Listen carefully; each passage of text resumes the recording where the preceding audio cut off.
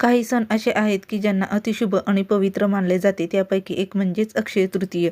असा विश्वास आहे की या दिवशी केलेले पुण्य, दान, जप, पूजा किंवा खरेदी कधीही संपत नाही, ती कायम वाढतच राहते.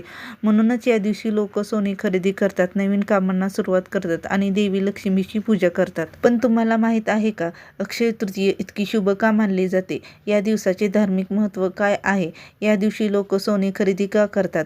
आजच्या या व्हिडिओमध्ये आपण अक्षय तृतीयेविषयी संपूर्ण सविस्तर माहिती जाणून घेणार आहोत. 2026 मध्ये अक्षय तृतीय कधी आहे? 2026 मध्ये अक्षय तृतीय रविवार 19 एप्रिल 2026 रोजी साजरी केली जाणार आहे. अक्षय तृतीय इतकी शुभ का मानली जाते? सूर्य आणि चंद्र दोन्ही बलवान स्थितीत असतात, त्यामुळे हा दिवस स्वयंसिद्ध मुहूर्त मानला जातो. म्हणूनच या दिवशी नवीन व्यवसाय, घर खरेदी करणे, वाहने खरेदी करणे, गुंतवणूक, शुभ कार्य करण्यासाठी योग्य मुहूर्त पाहण्याची गरज नसते. अक्षय तृतीय म्हणजे काय? अक्षय तृतीय हा सण वैशाख महिन्यातील शुक्ल पक्षातील तिथीला साजरा केला जातो. अक्षय ह्या शब्दाचा अर्थ आहे कधीही न संपणारा किंवा कायम वाढणारा. अक्षय तृतीय का साजरी केली जाते? अक्षय तृतीय हा दिवस संपत्ती समृद्धीचे प्रतीक मानला जातो.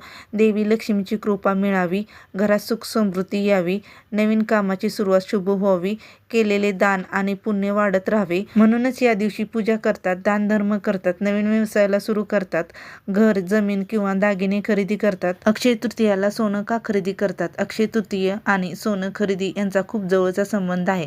यामागे धार्मिक आणि सांस्कृतिक कारण आहे.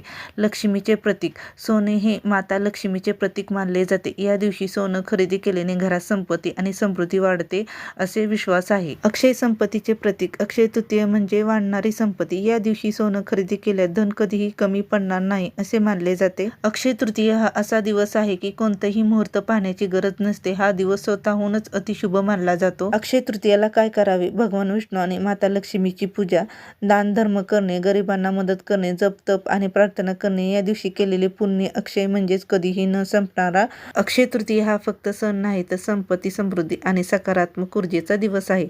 या दिवशी केलेले शुभ कार्य, दान आणि पूजा अक्षय पुण्य देते असे मानले जाते. म्हणूनच या दिवशी देवी लक्ष्मी आणि भगवान विष्णूची पूजा करून आपल्या आयुष्यात सुख, शांती आणि समृद्धी येण्यासाठी प्रार्थना करावी. जर तुम्हाला ही माहिती आवडली असेल तर व्हिडिओला लाईक, शेअर आणि सबस्क्राईब करायला विसरू नका. भेटूयात पुढच्या व्हिडिओमध्ये.